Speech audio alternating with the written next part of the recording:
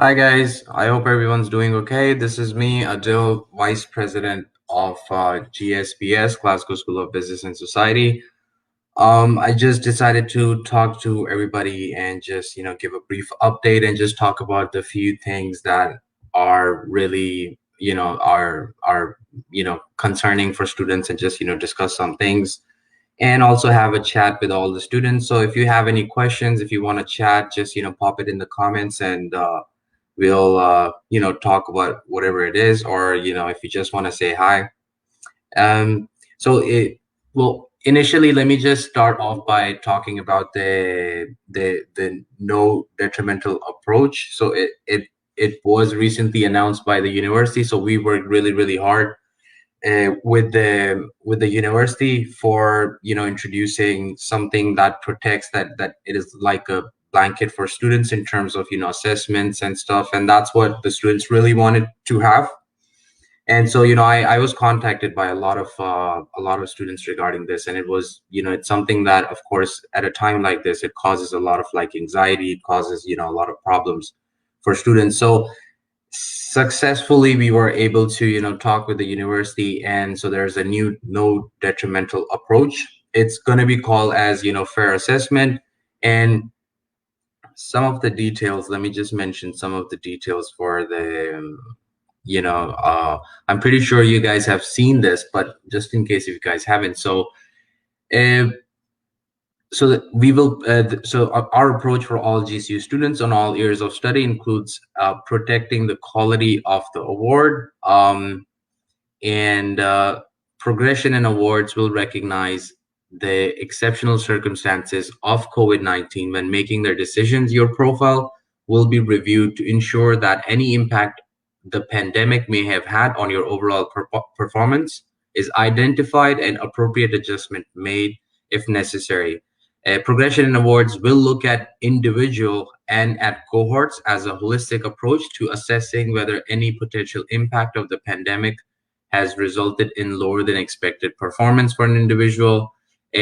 For year three, of course, for the year three students, that plus any student in sorry for current year, for year three students who subsequently proceed to honors year four, progression and awards will take 2021 results into account where relevant, and recognize the exceptional circumstances to ensure that they do not detrimentally affect the overall classification. And so it's a lot, it's really detailed, and it's really good that the students now have a specified approach and a specified blanket, which makes it a lot better. For year four, in addition to the core ones that I mentioned before, progression and award boards will recognize the exceptional circumstances of COVID-19 in making their decisions. Your overall profile will be reviewed to ensure that any potential impact the pandemic may have had on your overall performance is identified and appropriate adjustments made if necessary.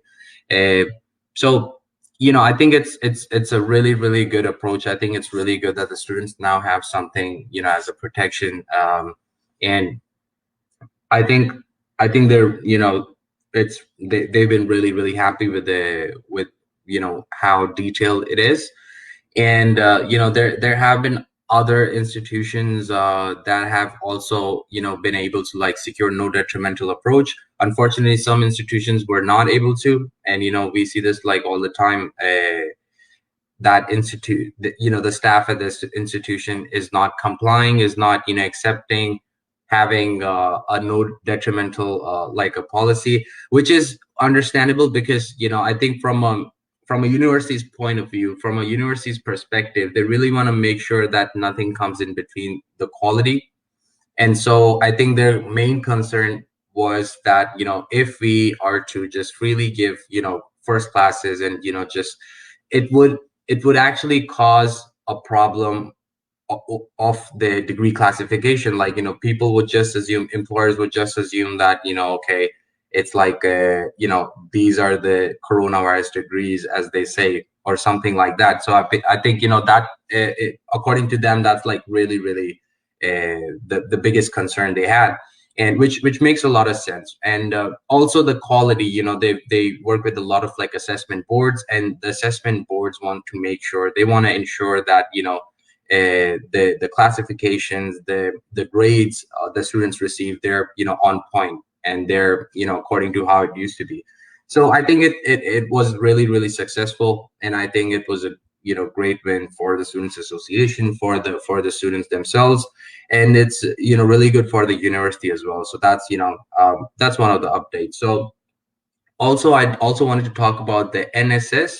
So NSS survey is about to come. NSS is like an annual survey, and it's really important that students take part in it, because uh, that's not really a complaining mechanism. NSS is more about the overall experience you've had in any university. And let me just share a few quick details about question number 26. So I understand you guys might be thinking, oh, question number 26, it seems like a very big one. Uh, it doesn't take much time, to be honest. So it may seem like that, but it really doesn't. So you will be asked to complete like question number 26 of the NSS, that asks you, how much you agree that the Students Association effectively represents students' academic interests. So just to give you like a quick brief to whatever we've been up to at the Students Association for you guys, of course. So some of the commitments the Students Association secured from the university include, like I just said, securing an agreement with the university for an enhanced student safety net, ensuring no student is disadvantaged in their exams or coursework due to the pandemic. Provide rent rebates and refunds for students unable to return to Caledonian Court. Review all hardship funding applications on a case-by-case basis, regardless if they meet the essential criteria. Offer free accommodation for students on placements who need to shield due to vulnerable family members. Added additional 15 minutes for every 1 hour during online exams. I think this was a really, really good win and really important for students as well. Increase university hardship funding, including introducing a case-by-case approach for international students in hardship. I will come back to this later in the session, because there's just a quick update for students, for international students and home students, looking for hardship funds. So there's just a small update in terms of that. Open study spaces on campus for students who cannot work from home. Also increase the allotted time by an hour on feedback from commuter students. And last but not the least, in terms of the coronavirus, getting 500 extra laptops and dongles into students' hands for the length of their studies. Now, of course, these were some of the pandemic specific things we've been up to. Beyond COVID-19, we have been responding to NSS feedback and representing your academic interests throughout your time at GCU. So the free graduation campaign, which abolished the graduation fees, lobbying the university and achieving the opening of a union war, campaigning for student timetables to be published months earlier, introduced and continued to develop a student mental health agreement with the university, having a guarantee that all GCU student policies must now have consultation from the Students Association before the university approves it, extending opening hours in the library due to the exam period, and reopening roof garden in the library as an outdoor learning space, which I think students found really, really amazing. Stop the university from introducing exam reset fees of £40 and module reset fees increasing from £40 to £300, and increasing representation by introducing a Caledonian Court officer for the students of Caledonian Court. Now you will probably see a blog coming from me probably next week or something regarding the Caledonian Court officer, what it's like, what it's going to do. And lastly, I'm not going to like mention all of them, but yeah, achieve non-plastic cutlery within catering outlets and introduction of reusable sanitary products. So the main reason we exist is basically to represent your interests. So please don't miss out on question number 26. And I hope you guys enjoy doing the survey. And so yeah, just one more thing. I want to talk about the net. I tried to like pilot a Netflix watch party, and I think it was a great success. I think it was really great for the students, coming in. I enjoyed my time a lot.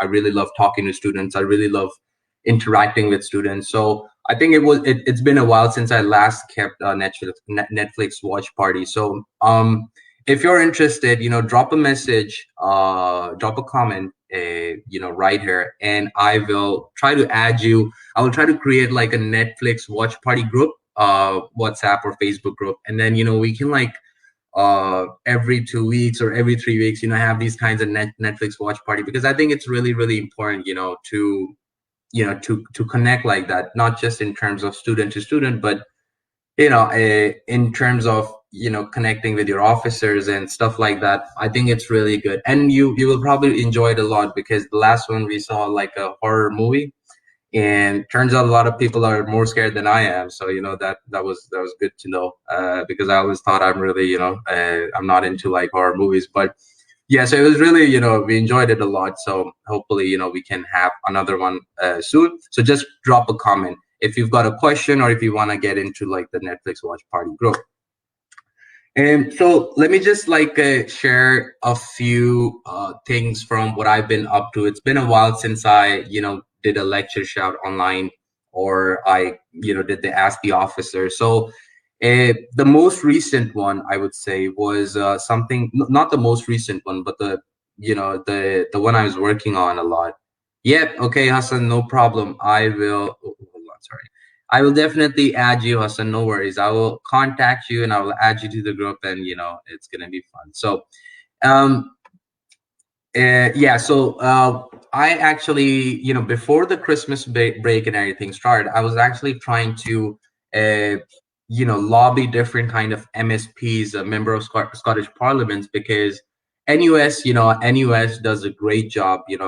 Matt and his team, they do a great job, but it's always about the side pressure politically as well. So I tried to lobby different MSPs in raising motions in the parliament, talking to these ministers who actually release the fundings for students associations, for universities, and the hardship funds and everything. So uh, in early January, late December, I started talking to like different MSPs, including Johann Lamont, Patrick Harvey, and Mark Kelly. I can't remember what was the name exactly, but yeah, different MSPs who really supported the narrative of students getting more hardship funds, student association getting more funding, universities getting more funding, and they all seemed very supportive. So I talked to one of the MSPs, and I was like, if you raise that motion in the parliament, all these MSPs are going to support you.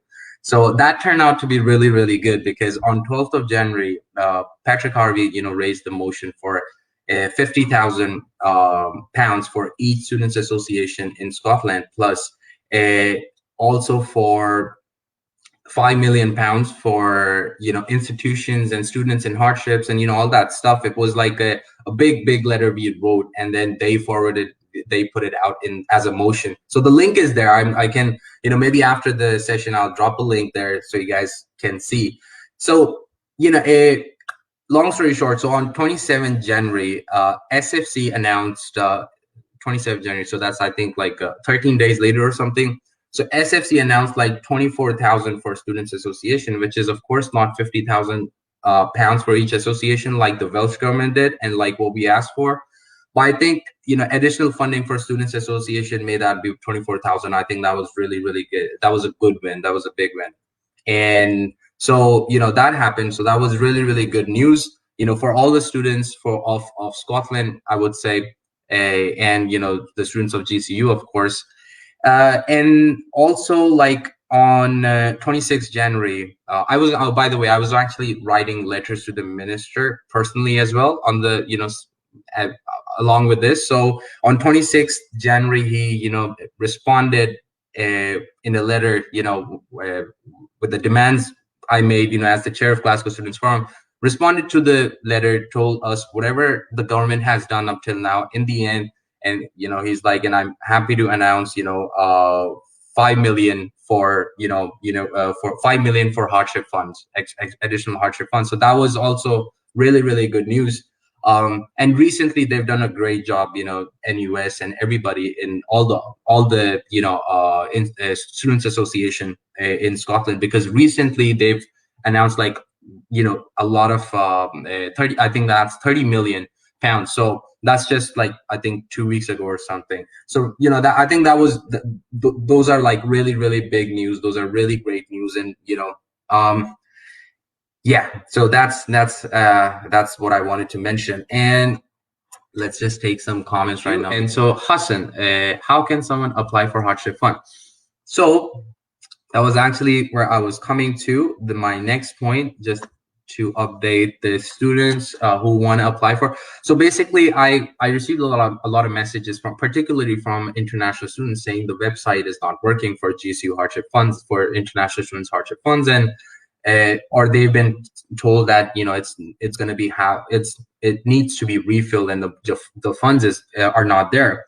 And so I took this forward, talked with my colleagues, talked with the university, and that's when we got to know that they were actually revamping the website, the web pages. And so somehow the students were sent to a different kind of a page, which was actually not the I wouldn't say real, but not the not the one that it was supposed to be. So if you guys check now, for international students in specific, let me just clear that up. So that issue has been fixed. The web page has been updated. I just Googled and checked it today. If you Google funding for international and EU students, GCU, that there will be a web page, and if you click on that one link, there will be a form. You fill that form. Now the form may have some criteria. Let me just go through really quickly some of the criteria. So you must be able to provide 3 recent full monthly bank statements, all bank accounts you've got, showing any bursary sponsorship payment. Course timetable, I think they're asking for a picture of a course timetable. Evidence of recent part-time earnings, copies of at least 3 wage slips. 3 months recent wage slips of partner. I think that is if you have a partner. Evidence of rent, mortgage, DIGs, and evidence of exceptional costs, household bills, travel, study costs. So, you must be able to like provide these the information, the criteria they're asking for, and but they look at it from a case by case basis. So don't be disheartened if you feel like, oh no, maybe I wouldn't fall into this criteria. So we've convinced the university to look into this on a case by case basis. So if you're really in need, if you think you're in trouble, go for it. Let them look at your case, and let them look at your situation. And if your situation is really bad, they will definitely, because it's done on a case by case basis, so they will definitely help you. In terms of like the home students and stuff, you can also apply for discretionary funds. I think the link for that is on the link for that is on the same webpage, but you can just Google like GCU discretionary funds, and you'll come to that page, and that's where you can apply for that. So yeah, so that's the update I had for the the hardship fundings. So thank you, Hassan, and hope that helps. Let's go to the next one. So Milka, thanks for your message, Milka. Perhaps there could be a smaller scale event for all the students graduating during the pandemic and missed out on the physical aspect. We have all invested in our studies, and I believe that ultimately having a last day of memory and happiness, it's a deal. Thank you so much, Adil. I do agree that it's the investment, the time, the energy, whatever degree classification you've got, first class, second class. I remember, I wanted first class. I used to work day and night, waking up nights, and there's a lot of energy that goes in it, and you really want to see that end result. And that's why that's why I just said, it's something that of course we at the association will be closely working with the university with, and the university really does by themselves want to closely work with us as well to make sure that what students want is not in the blur. And if like I said before, so if the in the future, in the coming in the coming months, or in the coming the time, if the situation permits, we can actually look into any smaller scale event or something. But again, this would be something that can be decided or can be looked into when you actually reach that time period, or closer to that time period. So yeah, I hope that helps. It is a confusing and it is a difficult kind of a situation, if that's how you say it, overall. But I hope, like I said before, hoping for the best, and I hope students really get what they're really looking for. So thanks a lot, Milka. I hope that answers the question. So that's great. Thank you. I'll pass that on. Thank you so much. I appreciate it, and I appreciate the message. So next question, Hamza Salim. In which activities upcoming students can participate at GCU? Oh, that's a really good question, because I think a lot of students don't realize that the Students Association is filled with activities. You can do dozens and dozens of things. It's not just about representing people. By representing, I mean you can represent people. That is what the association is about: democracy, representation. But you can pursue your hobbies, your interests. You like chess, you like polo. I really like polo last year when I was a student. So I looked into, like, starting a polo society. Then I talked to University of Edinburgh, because apparently these were the only universities that went and played polo. University of Glasgow, University of Edinburgh. And then I was like, I tried to collaborate with them, and I was like, okay, I'm thinking about starting a society in GCU. I've got some people, and I really want to play, and I want to bring my the students from my university to this. So I think it kind of, I never actually ended up creating the society, to be honest. But I that was my interest. So it depends on what your interest is. You can look into, like, joining societies. You can join the Edit, an amazing student magazine, I have to say. The work, the kind of work they put in, the editing, the design, the writing. The writers are pretty amazing. I was I was a part of the Edits, the Star Awards, the last Star Awards, and I looked into. We were looking into the best article award, and I was looking at all these articles these students have, written, and I was really mesmerized, because the kind of work, they were able to interview, like, famous singers, famous artists, famous people, politicians, all within those articles. And it was a hard decision to make. It was a hard, choice to make personally. But the kind of work they put in. So the Edit, Radio Cali. Radio Cali is really interesting, and they really engage with other people. But unfortunately, this year Radio Cali hasn't been involved in many activities, because, of course, a radio session requires physical presence, and that has been a problem for Radio Cali. But it's an amazing place where students can get themselves involved, especially if you like being on the mic, especially if you like the screens. And we've got liberation and representation groups. I was the international students officer last year. I was the ethical environmental officer last year. And I was involved with people of that same interest. For example, in my last when I was the ethical environmental officer, I had two more co-officers, and we worked together in all the good stuff. For example, there was Shell was trying to come into, advertise in the Students Association, and we reviewed it, and we were like, Shell doesn't really seem like an ethical company. So we were like, okay, no. So all that kind of discussion and all that interest, it's really fun if if you've got that interest, if you join that kind of society. So that would be really, really amazing. And CISA as well.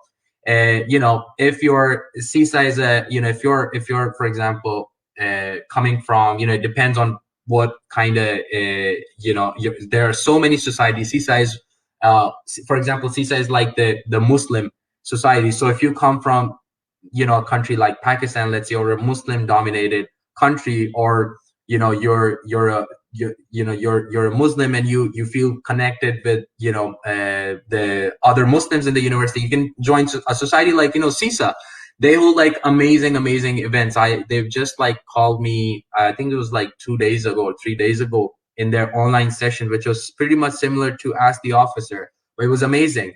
You talk with each other, and the community is very engaging. People comment, people talk, just like you guys. You guys love to interact. And in in societies like these, students and their communities, their internal communities, they're always connecting with each other. And I think it's really important, especially at a time like this, that you find the people you connect with, you find engaging people, you find engagement in whatever community or whatever group you think you associate with best. So it's bunch of opportunities available at the Students Association. I think the only problem is some students are not able to, and it's, of course, it's not to blame them. I, as a student, my first year, I didn't know anything about the Students Association, so it's kind of like a gradual process. You first become, let's say, a group member, and then you proceed to become the officer of that group, for example, the international students officer. And then it's a step by step, it's a stage by stage process, and then you progress, you get to know more stuff, you get more involved. And if you ask anybody from the Students Association, that is a typical trend.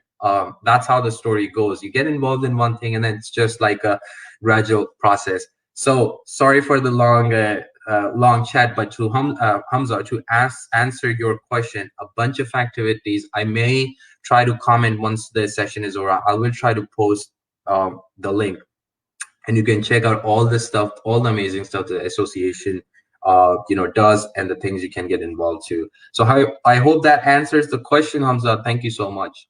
Hassan, appreciate efforts in work for students. Thanks a lot, Hassan. I'm really happy to see. I think I get really happy to see when when because of me, I made a change in lives of the students. The people I represent, and it's, for me, it's really, I can't, it's hard to explain, but for me, I kind of, it's like a drive. So it's really good to see when uh people tell me that they've actually, that there has been an impact. And so thank you so much for the kind words, I really appreciate it.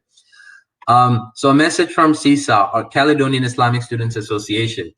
Hamza, we have lots of upcoming events, so stay tuned to our Facebook and Instagram. Like I said, CISA is a great society, and I've worked closely with them, in the past weeks, but even before that, sending out communications to students, working with their audience, and a really engaging society. And there's bunch of societies and bunch of, like, things you as a student can get involved to. So CISA is a really good one. So I would say go for it. Thank you, by the way. Thank you, CISA, for that message. So Sachin, could you tell me, like, how does student association help somebody in plagiarism? Sorry, excuse me. Just so how this works is, like, if somebody gets caught in any case, it typically, you would first have a meeting with your program leader, your module leader, and then you're gonna be going to your case. If it's like a serious case, it then proceeds to the Senate Disciplinary Committee. Now, one of the officer will always have to be there. So one of the officers, like a vice president, or one of them has to be there to make sure that the rights of the students are not neglected, in a way, if you may. And so that's one side of it. That's one side of the coin. In another way, the Students Association can help, is the advice center, the Students Association Advice Center. So if you explain your case to the person from the advice center, they're a really big help. Now, a lot of students don't understand, how good they can be in what they do and the advices they gave. So if you face a problem, like, you get like, you face a case or something like that, and you're about to go in the SDC, the Senate Disciplinary Committee, you can contact the advice center, have a meeting with them, explain them everything. They kind of work as your advocate, basically a lawyer, if you may. So they will understand your situation, and throughout that meeting, the disciplinary meeting, they will represent you, basically, in some of the things where you may not be able to express, or something like that. So they basically are a support system for you. If you explain the situation for them, they stay neutral, but they make sure that nothing wrong or nothing is biased in that meeting, and student rights are defended. So really, really important to get in touch with the the Students Association, if there is anything of that sort. So hope that answers your question, Sachin. Thank you so much. Hamza, thank you so much, Adil. No worries, Hamza. Thank you. I really appreciate it. And it's been wonderful talking to all of you students. Hamza, again, hi, Adil, for really quickly, how's your experience with you? My experience with me, do you mean like my experience at the association, or my experience, yeah, my experience as I assume you mean like my experience as the VP. Uh, I think it's been like great, to be honest. I think it's been really, really good, kind of different because I've been, I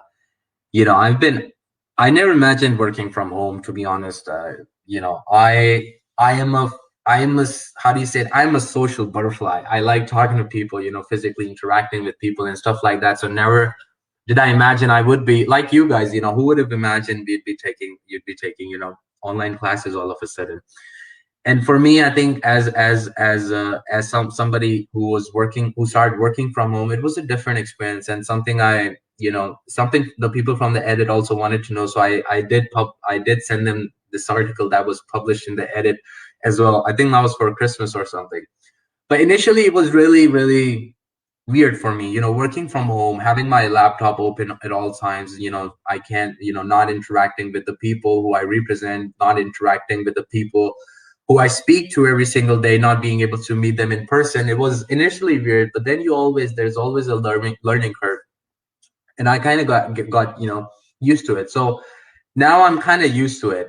And if you ask me about my overall experience, it's been really, really good. I got to learn a lot of the things, a lot of things. So things that maybe professional life does typically teach you, but there are things that you will only learn as an officer, as an officer, as a vice president or the president, at a full-time officer at the association. So I think there's been a lot of things to learn. So my experience was really, really positive, and I loved my time as the VP. Liaising with the staff, and and then going back to students, making sure you also want to make sure that you motivate the students so that they come to you if there's any issue. You don't want them to feel like, okay, uh, what's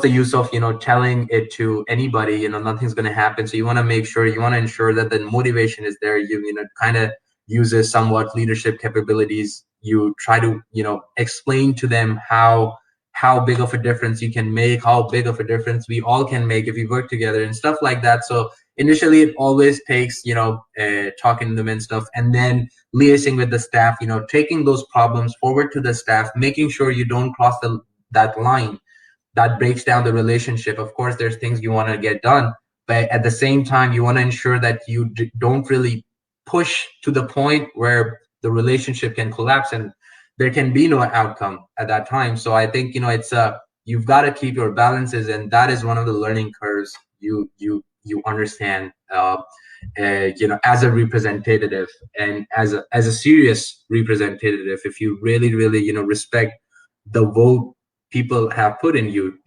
So yeah, I think that's so yeah, my experience was really, really positive, and we've achieved a lot, to be honest.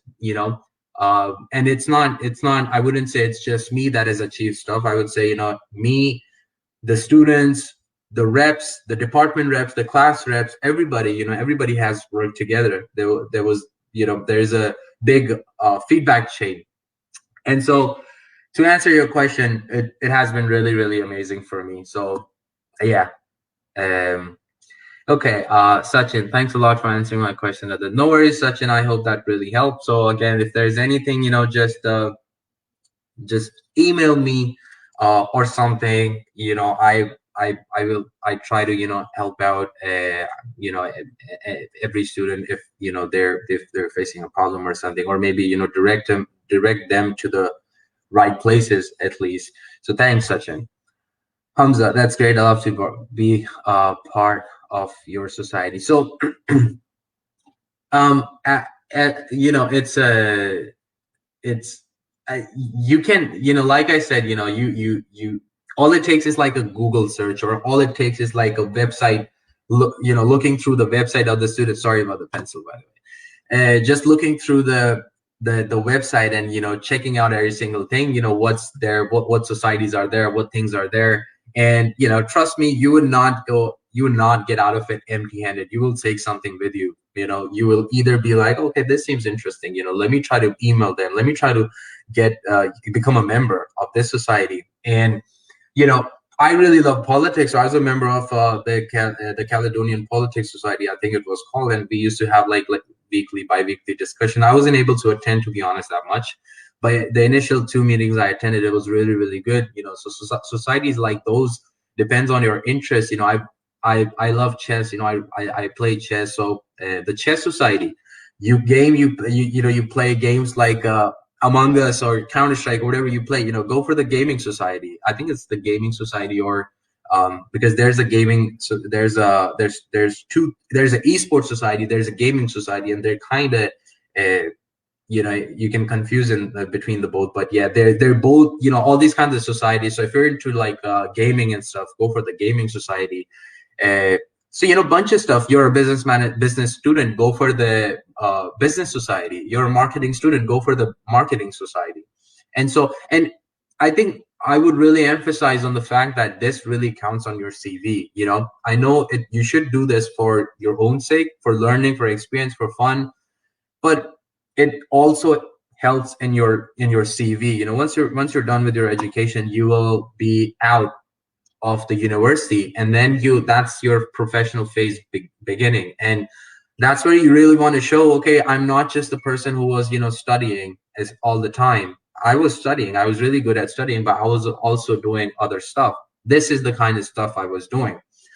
I was studying business, and I was a member of the marketing society. Employer, for this shows employers that this person was okay. He was a student, but he was so into whatever he was studying, he went into this society as well. And so stuff like that. It's the small things that really, really matter. I when I was sorry about this. When I was a student, I used to do courses all the time. Sorry, off topic, but always find something to do along with your studies, especially if you've got like an association filled with stuff.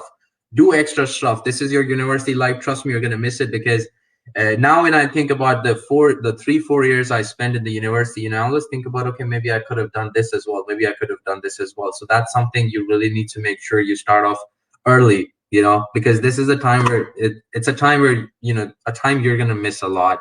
So yeah, thanks, thumbs up. Can I have your email ID, please, Adil? Sachin, for sure, no problem. So let me just, when I end the session, I'll make sure to comment my email in the comments. So in a few hours to check back the comments, my email would be there, and just email me whenever. So not a problem. Okay, I think that was a brilliant session. I think it was a really good session, because a lot of the questions the students brought up, I think, I hope at least that it was a big help. And like I said, email me if there's anything. Check back the session. I'll put my email in the comments. If there's anything, just let me know. And yeah, thank you so much, everybody. It's been a pleasure. It's been amazing, and I hope to see you guys pretty soon again. Thank you. Bye bye.